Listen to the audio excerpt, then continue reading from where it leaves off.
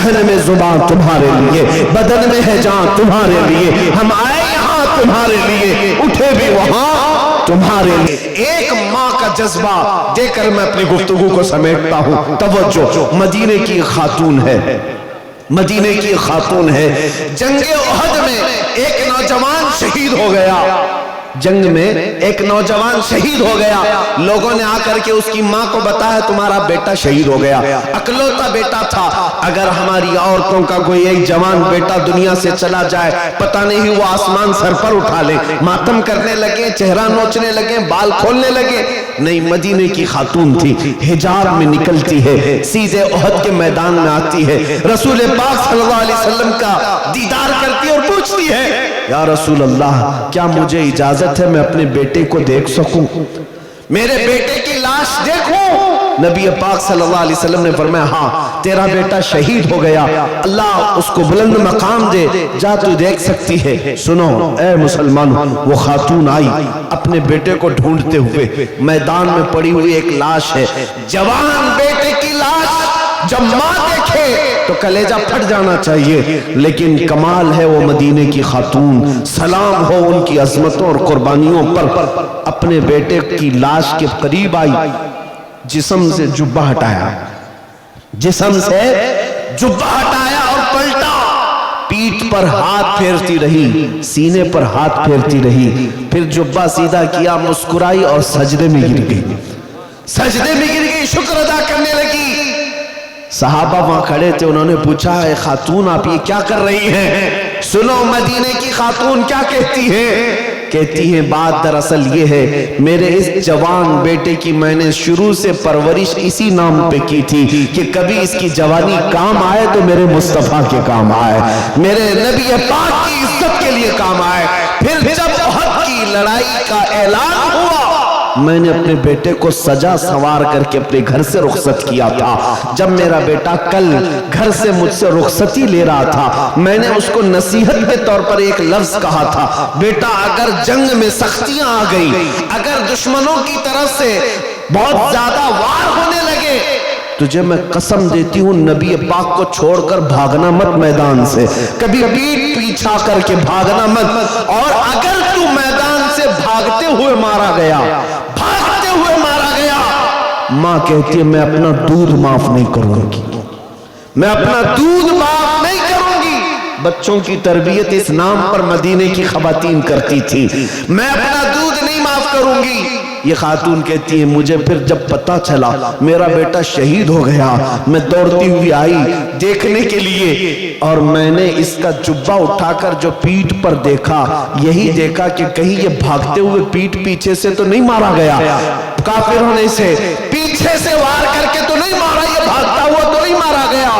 میں نے دیکھا میرے بیٹے کی پیٹھ پر ایک بھی تیر کا نشان نہیں ہے، جتنے نشان ہے سب اس نے سینے پر لیا ہے۔ اسی بات پر میں اللہ کا شکر ادا کرتے ہوئے سجدہ ریز ہوئی۔ وہ کیسی خواتین تھی، اپنا لال اور اپنا جگر دے بھی دیا، لیکن یہ دیکھا کہ میرے مصطفیٰ کی خدمت میں پورا اترا بھی ہے یا نہیں اترا۔ میرے عزیزوں، بچوں کی تربیت مدینے والے یوں کیا کرتے تھے، اس لیے مدینہ چھوٹا ضرور تھا لیکن قیصر و کسریٰ کی فوجیں بھی مدینے کے نام سے تھر تھراتی تھی، خوف سے ڈرتی تھی۔ کیوں؟ مدینہ طیبہ میں پلنے والے چھوٹے بچے بھی بڑے بڑے بادشاہوں کو آنکھ دکھانے کے قابل تھے، ان کی پرورشیں تھی اس طرح۔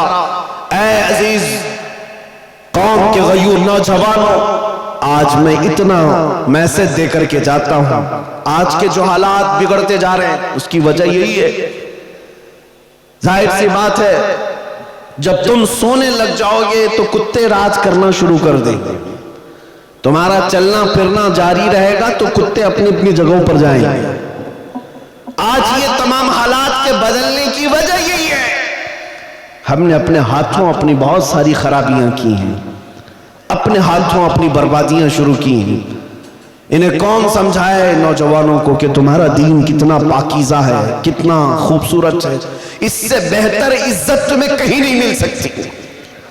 مصطفیٰ کریم کے قدموں میں جو عزت ہے وہ فرشتے بھی اس کی عزت کرتے ہیں، لیکن تم کہاں ڈھونڈنے نکلے؟ بالی ووڈ میں، ہالی ووڈ میں۔ اور تم سیریلز میں، ٹی وی چینلز میں دیکھنے پر چل پڑے۔ جب قوم اپنا تشخص اور اپنی آئیڈینٹیٹی چھوڑ دیتی ہے تو وہ لوگوں کی ٹھوکروں پر آ جاتی ہے۔ ہماری اپنی روایات برقرار رکھنا ہمیں ضروری ہے۔ آ جاؤ میرے مصطفیٰ کے اخلاق پر۔ آج جو حالات بدلے ہیں صرف تھوڑی بیداری کی ضرورت ہے۔ مجھے پتا ہے ان پاکھنڈیوں کی کوئی حیثیت ہی نہیں جو اپنے گوفے میں بیٹھ کر بھونک تو سکتے ہیں لیکن کبھی کسی محمد عربی کے شعر کا مقابلہ کر ہی نہیں سکتے۔ اتنی بات طے ہے، یاد سے نہیں تاریخ سے ثابت ہے۔ نبی پاک صلی اللہ تعالیٰ علیہ وسلم کی نسبت جس غلام سے ہے کتے اس کا مقابلہ نہیں کرتے۔ اور یہ بات بھی میں بتا دوں، ہاں ہو بہت ہو رہا ہوگا، دنیا والے بہت کچھ بڑے بڑے بلند بانگ دعوے کر رہے ہوں گے، لیکن اتنی بات ضرور ہے بہت سارے کیڑوں کی آواز سے اور کتوں کی آواز سے انقلاب نہیں آتا۔ ایک شیر بھی اگر دہاڑے تو پورے میدان میں انقلاب آتا ہے۔ بڑی بڑی ان آوازوں کی طرف ہمیں توجہ کرنے کی ضرورت نہیں۔ ہم نے دیکھا ہے آج احساس صرف اس بات کا ہو رہا ہے کہ ہمیں چھیڑنے والے لوگ کھلے عام آزاد ہو گئے، ورنہ اتنی مجال نہیں تھی کہ میرے نبی تک انگلی پہنچ جائے، قرآن تک پہنچ جائے، اسلام تک پہنچ جائے۔ ہونا تو کچھ نہیں، نہ حضور کی شان میں ایک نقطہ فرق آ سکتا ہے، نہ کلام خدا قرآن مقدس کا ایک نقطہ بدلا جا سکتا ہے، کچھ نہیں ہوگا۔ لیکن شرم کی بات یہ ہے کہ ہماری زندگی میں ان تک ہاتھ کیسے گیا، اس بات کا افسوس ہے۔ باقی قرآن کے مٹائے جانے کا یا رسول پاک کی عزت کا سوال ہی نہیں بنتا، کیونکہ اعلیٰ حضرت نے فرمایا تو گھٹائے سے کسی کے نہ گھٹا ہے نہ گھٹے گا۔ یا رسول اللہ جب بڑھائے تجھے اللہ تعالیٰ تیرا، مٹ گئے مٹتے ہیں مٹ جائیں گے، آدھا تیرے نہ مٹا ہے نہ مٹے گا کبھی، چرچا تیرا رہے گا یوں ہی ان کا چرچا رہے گا، پڑے خاک ہو جائیں جل جانے والے۔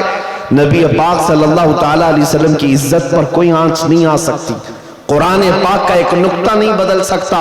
ہم نے اپنی زندگی میں بھی نہیں دیکھا وہ رافضی کتا جو دین بدلنے نکلا، اسلام بدلنے نکلا، قرآن کو بدلنے نکلا، حالت ایسی ہو گئی کہ گھر کا وہ کیا کہتے دھوبی کا کتا، نہ گھر کا نہ گھاٹ کا۔ آج یہی حالت ہو گئی، نہ ادھر کا رہا نہ ادھر کا رہا، بیچ سڑک میں پڑا رہا۔ اب تو ایسے ایسے اسٹیٹمنٹ آتے ہیں اس کے، جان کا خطرہ ہے، میں جان کا خطرہ ہے۔ یہ ذلت تو ابھی دنیا میں دیکھنی ہے، آخرت کی باقی ہے۔ سچ فرمایا امام عشق و محبت نے، یا رسول اللہ جو تیرے در سے یار پھرتے ہیں در بدر یوں ہی خار پھرتے ہیں، در بدر یوں ہی خار پھرتے ہیں۔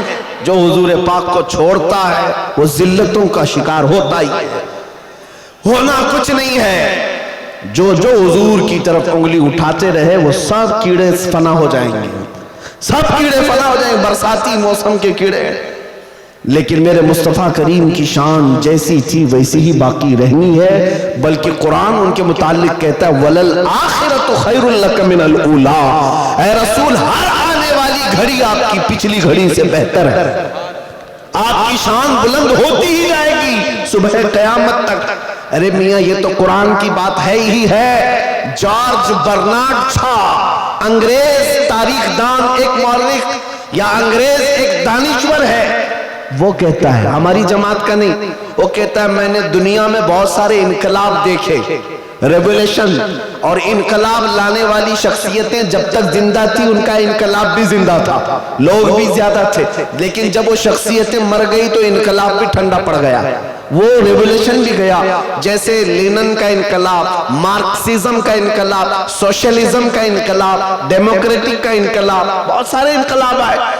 جارج برنارڈ شا کہتا ہے لیکن ایک انقلاب مدینے سے آیا تھا، محمد الرسول اللہ کا، وہ گئے 14 صدیاں ہو گئی لیکن اس انقلاب میں ایک آنچ برابر، ایک انگلی برابر بھی کمی نہیں آئی، بلکہ ہر زمانے میں ان کے انقلاب کا اثر بڑھتا ہی جاتا، بڑھتا ہی رہا۔ یہ کون کہہ رہا ہے؟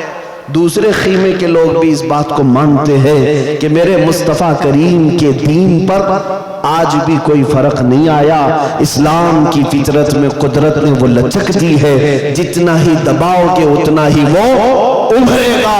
اے مسلمانوں, میرا یہ میسج سن کر کے جاؤ. ہمارے تمام مسائل کا حل یہی ہے کہ محمد سے وفا تو نے, تو ہم تیرے ہیں. یہ جہاں چیز ہے کیا, لوح و قلم تیرے ہیں. اب آؤ ہم یہ عزم کر کے آج اٹھتے ہیں. زندگیاں گزاری عیاشیوں میں, گناہوں کے اڈوں پر, بربادیاں تو ہم نے اپنے آنکھوں سے دیکھی ہے.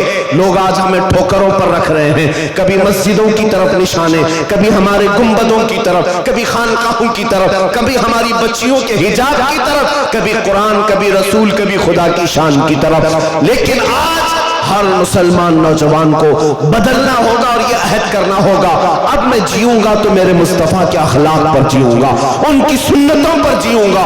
آؤ نبی پاک کی طرف مخاطب ہو کر کے یوں عرض کرو, یا رسول اللہ, دہن میں زبان تمہارے لیے, بدن میں ہے جان تمہارے لیے, ہم آئے یہاں تمہارے لیے, اٹھے بھی وہاں تمہارے لیے. وآخر دعوانا الحمدللہ رب العالمین.